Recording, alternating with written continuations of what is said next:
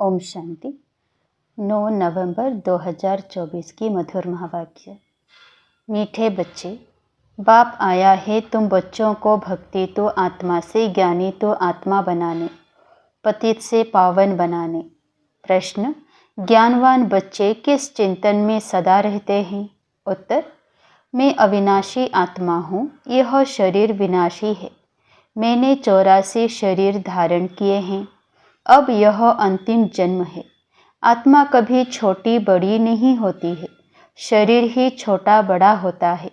यह आँखें शरीर में है, लेकिन इनसे देखने वाली मैं आत्मा हूँ। बाबा आत्माओं को ही ज्ञान का तीसरा नेत्र देते हैं। वह भी जब तक शरीर का आधार ना ले तब तक पढ़ा नहीं सकते। ऐसा चिंतन ज्ञानवान बच्चे सदा करते हैं।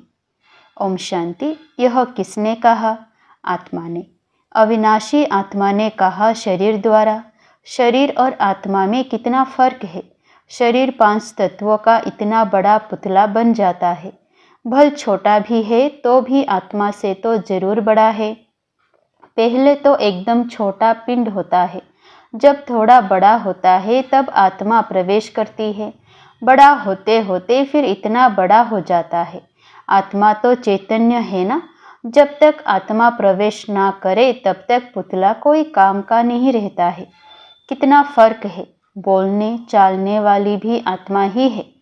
वह इतनी छोटी सी बिंदी ही है। वह कभी छोटी बड़ी नहीं होती, विनाश को नहीं पाती। अब यह परम आत्मा बाप ने समझाया है कि मैं अविनाशी हूँ और यह शरीर विनाशी है। उनमें मैं प्रवेश कर पाठ बजाता हूँ।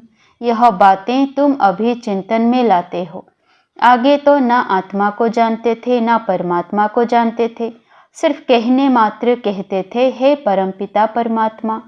आत्मा भी समझते थे, परंतु फिर कोई ने कहा तुम परमात्मा हो।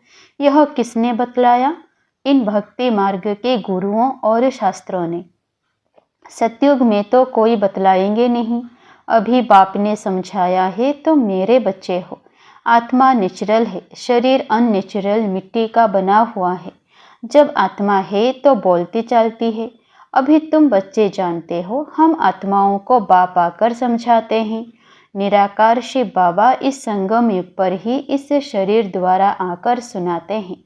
यह आँखें तो शरीर में रहती ही है।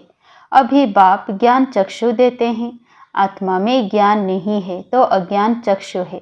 बाप आते हैं तो आत्मा को ज्ञान चक्षु मिलते हैं।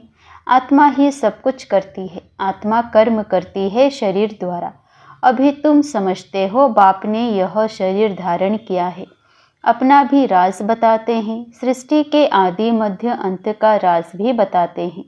सारे नाटक का भी नॉलेज देते हैं। आगे तुमको कुछ भी पता नहीं था। हाँ, नाटक जरूर है। सृष्टि का चक्र फिरता है, परंतु कैसे फिरता है यह कोई नहीं जानते हैं। रचयिता और रचना के आदि मध्य अंत का ज्ञान अभी तुमको मिलता है। बाकी तो सब है भक्ति। बाप ही आकर तुमको ज्ञानी तो आत्मा बनाते हैं। आगे तुम भक्ति तो आत्मा थे, तो आत्मा भक्ति करते थे। अभी तुम आत्मा ज्ञान सुनते हो। भक्ति को कहा जाता है अंधियारा। ऐसे नहीं कहेंगे भक्ति से भगवान मिलता है। बाप ने समझाया है भक्ति का भी पाठ है, ज्ञान का भी पाठ है। तुम जानते हो हम भक्ति करते थे तो कोई सुख नहीं था। भक्ति करते धक्का खाते रहते थे, बाप को ढूंढते थे। अभी समझते हो यज्ञ तप दान पुण्य आदि जो कुछ करते थे, ढूंढते ढूंढते धक्का खाते खाते तंग हो जाते हैं, तमो प्रधान बन जाते हैं। क्योंकि गिरना होता है ना, झूठे काम करना, चीची होना होता है। पतित भी बन गए। ऐसे नहीं कि पावन होने के लिए भक्ति करते थे। भगवान से पावन बनने बिगर हम पावन दुनिया में जा नहीं सकेंगे। ऐसे नहीं कि पावन बनने बिगर भगवान से नहीं मिल सकते। भगवान को तो कहते हैं आकर पावन बनाओ। पतित ही भगवान से मिलते हैं पावन होने के लिए। पावन से तो भगवान मिलता नहीं। सतयुग में थोड़े ही इन लक्ष्मी नारायण से भगवान मिलता है। भगवान आ करके तुम पतितों को पावन बनाते हैं और तुम यह शरीर छोड़ देते हो। पावन तो इस तमो प्रधान पतित सृष्टि में रह नहीं सकते। बाप तुमको पावन बनाकर गुम हो जाते हैं। उनका पार्ट ही ड्रामा में वंडरफुल है। जैसे आत्मा देखने में आती नहीं है, भल साक्षात्कार होता है तो भी समझ ना सके, और तो सबको समझ सकते हैं, यह फलाना है, यह फलाना है। याद करते हैं, चाहते हैं फलाने का चैतन्य में साक्षात्कार हो, और तो कोई मतलब नहीं। अच्छा, चैतन्य में देखते हो फिर क्या? साक्षात्कार हुआ फिर तो गुम हो जाएगा। अल्पकाल क्षणभंगुर सुख की आश पूरी होगी, उसको कहा जाएगा अल्पकाल क्षणभंगुर सुख। साक्षात्कार की चाहना थी, वह मिला। बस यहाँ तो मूल बात है पतित से पावन बनने की। पावन बनेंगे तो देवता बन जाएंगे, अर्थात स्वर्ग में चले जाएंगे। शास्त्रों में तो कल्प की आयु लाखों वर्ष लिख दी है। समझते हैं कलयुग में अजून 40,000 वर्ष पड़े हैं।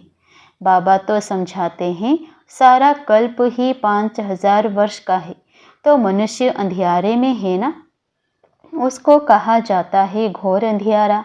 ज्ञान कोई में है नहीं, वह सब है भक्ति।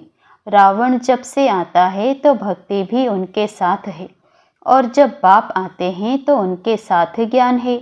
बाप से एक ही बार ज्ञान का वर्षा मिलता है, घड़ी घड़ी नहीं मिल सकता। वहाँ तो तुम कोई को ज्ञान देते नहीं, दरकार ही नहीं। ज्ञान उनको मिलता है जो अज्ञान में है। बाप को कोई भी जानते ही नहीं। बाप को गाली देने बिगर कोई बात ही नहीं करते। यह भी तुम बच्चे अभी समझते हो। तुम कहते हो ईश्वर सर्वव्यापी नहीं है, वह हम आत्माओं का बाप है, और वह कहते कि नहीं, परमात्मा ठिकर भीतर में है। तुम बच्चों ने अच्छी तरह समझा है, भक्ति बिल्कुल अलग चीज़ है, उनमें जरा भी ज्ञान नहीं होता। समय ही सारा बदल जाता है। भगवान का भी नाम बदल जाता है, फिर मनुष्यों का भी नाम बदल जाता है। पहले कहा जाता है देवता, फिर क्षत्रिय, वैश्य, शूद्र। वह देवी गुणों वाले मनुष्य हैं, और यह है आसुरी गुणों वाले मनुष्य। बिल्कुल छी है। गुरु नानक ने भी कहा है, अशंख चोर। मनुष्य कोई ऐसा कहे तो उनको झट कहेंगे तुम यह क्या गाली देते हो, परंतु बाप कहते हैं यह सब आसुरी संप्रदाय के हैं। तुमको क्लियर कर समझाते हैं, वह रावण संप्रदाय, वह राम संप्रदाय। गांधी जी भी कहते थे हमको राम राज्य चाहिए। राम राज्य में सब निर्विकारी हैं, रावण राज्य में हैं सब विकारी। इनका नाम ही है वैशाल्य, रौरव नर्क है ना। इस समय के मनुष्य विषय वैतरणी नदी में पड़े हैं। मनुष्य, जानवर आदि सब एक समान हैं। मनुष्य की कोई भी महिमा नहीं है। 5 विकारों पर तुम बच्चे जीत पाकर मनुष्य से देवता पद पाते हो, बाकी सब खत्म हो जाते हैं। देवताएं सतयुग में रहते थे, अभी इस कलयुग में असुर रहते हैं। असुरों की निशानी क्या है? 5 विकार। देवताओं को कहा जाता है संपूर्ण निर्विकारी, और असुरों को कहा जाता है संपूर्ण विकारी। यह है 16 कला संपूर्ण, और यहाँ 9 कला। सबकी कला कायाचट हो गई है। अब यह बाप बच्चों को बैठ समझाते हैं। बाप आते भी हैं पुरानी आसुरी दुनिया को चेंज करने। रावण राज्य वैशाल्य को शिवालय बनाते हैं। उन्होंने तो यहाँ ही नाम रख दिए त्रिमूर्ति हाउस, त्रिमूर्ति रोड। आगे थोड़े ही यह नाम थे। अब होना क्या चाहिए? यह सारी दुनिया किसकी है? परमात्मा की है ना। परमात्मा की दुनिया है जो आधा कल्प पवित्र, आधा कल्प अपवित्र रहती है। क्रिएटर तो बाप को कहा जाता है ना, तो उनकी ही यह दुनिया हुई ना। बाप समझाते हैं मैं ही मालिक हूँ, मैं बीज रूप चैतन्य ज्ञान का सागर हूँ। मेरे में सारा ज्ञान है और कोई में नहीं।